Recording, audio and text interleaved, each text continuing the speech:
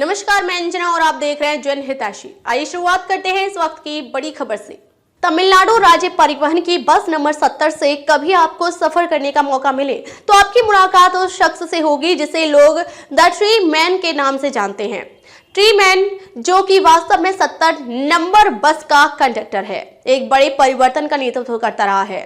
उसे उसके पर्यावरण के प्रति निस्वार्थ और सतत किए गए कार्यों के लिए एक विशाल वर्ग का आदर प्राप्त है।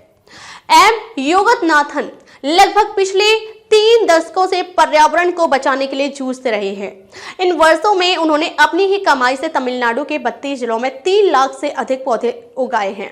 वे अपनी मासिक वेतन का 40% हिस्सा रोपने के लिए, पौधे खरीदने में और स्थानीय स्कूलों और कॉलेज के बच्चों को पर्यावरण के प्रति सजग बनाने में खर्च कर देते हैं।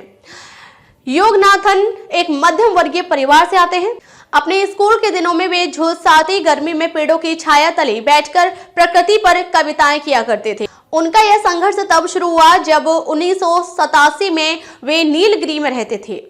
वहां पर उन्होंने कोटगिरी के लकड़ी माफिया के खिलाफ विरोध प्रदर्शन का नेतृत्व किया और जलाऊ लकड़ी के तौर पर पेड़ों के काटे जाने का घोर विरोध भी किया।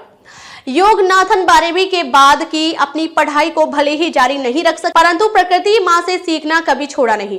पर्यावरण के प्रति हर जानकारी को बड़ी तत्परता से वे आत्मसात कर लेते थे। पिछले 15 वर्षों से वे एक पूर्णकालिक बस कंडक्टर के रूप में काम कर रहे हैं। फिर भी पेड़ लगाने में उनके जुनून के लिए वक्त हमेशा जुटा ही लेते हैं। योगनाथ कहते हैं, हर सप्ताह अपनी छुट्टी जो सोमवार को पड़ती है, मैं स्कूल, कॉलेज और यूनिवर्सिटी जैसे शैक्षणिक संस्थाओं में जाकर पेड़ लगाने का काम करता हूं।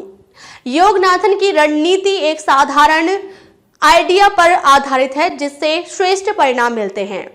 हर रोज अपने काम की पाली के बाद वो प्रेजेंटेशन की स्लाइड्स के साथ अपना लैपटॉप लेकर निकल पड़ते हैं। वे विभिन्न स्कूलों, कॉलेजों के विद्यार्थियों से मिलते हैं और उन्हें वे स्लाइड्स दिखाते हैं। वे कहते हैं, मैं जितनी बार विद्यार्थियों को उन स्लाइड्स को दिखाता हूं, हर बार वे स्वयं पेड़ लगाने के लिए तैयार हो जाते हैं। विद्यार्थी जब कोई पेड़ लगा देते हैं तो हर पेड़ को उसके लगाने वाले का नाम दे दिया जाता है। इस तरह विद्यार्थी अपने नाम के पेड़ की देखभाल के लिए पहली बार और हर बार वहां जाने लगते हैं। योगनाथन का रोपा पहला पौधा अब एक लाल फूलों से लदा एक बुलंद दरख्त बन चुका है।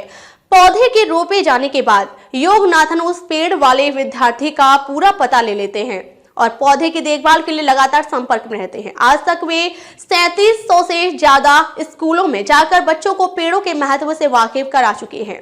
इतने पेड़ रोपने के बाद भी योगनाथन की अपनी जिंदगी फूलों भरी बिल्कुल नहीं रही है। वे किराए के मकान में रहते हैं और इसलिए अपनी पत्नी और 2 बच्चों के साथ उन्हें आए दिन यहां से वहां मकान छोड़कर जाना पड़ता है। जब वे किराए के मकानों में पेड़ लगाते हैं, मकान मालिक फौरन उसे चले जाने को कहते हैं। उन्हें सिर्फ तालियां नहीं मिलती, यहां तक कि उनके खिलाफ वन विभाग के द्वारा दायर किए हुए कितने ही मामले चल रहे हैं। यह केस योगनाथन के द्वारा सरकारी रोड के किनारे लगाए गए पेड़ों और फिर उन्हें ना काटने देने की जिद की वजह से चल रहे हैं। तमिलनाडु राज्य परिवहन की बस नंबर 70 से कभी आपको सफर करने का मौका मिले तो आपकी मुलाकात उस शख्स से होगी जिसे लोग द ट्री मैन के नाम से जानते हैं। ट्री मैन, जो कि वास्तव में 70 नंबर बस का कंडक्टर है, एक बड़े परिवर्तन का नेतृत्व करता रहा है। उसे उसके पर्यावरण के प्रति निस्वार्थ और सतत किए गए कार्यों के लिए एक विशाल वर्ग का आदर प्राप्त है। एम योगनाथन लगभग पिछले 3 दशकों से पर्यावरण को बचाने के लिए जूझ रहे हैं। इन वर्षों में उन्होंने अपनी ही कमाई से तमिलनाडु के 32 जिलों में 3 लाख से अधिक पौधे उगाए हैं। वे अपने मासिक वेतन का 40% हिस्सा रोपने के लिए, पौधे खरीदने में और स्थानीय स्कूलों और कॉलेजों में बच्चों को पर्यावरण के प्रति सजग बनाने में खर्च कर देते हैं। अब तक के लिए बस इतना ही, फिर मिलते हैं एक ऐसी ही बड़ी खबर के साथ। तब तक के लिए नमस्कार और देखते रहिए जन हितैषी।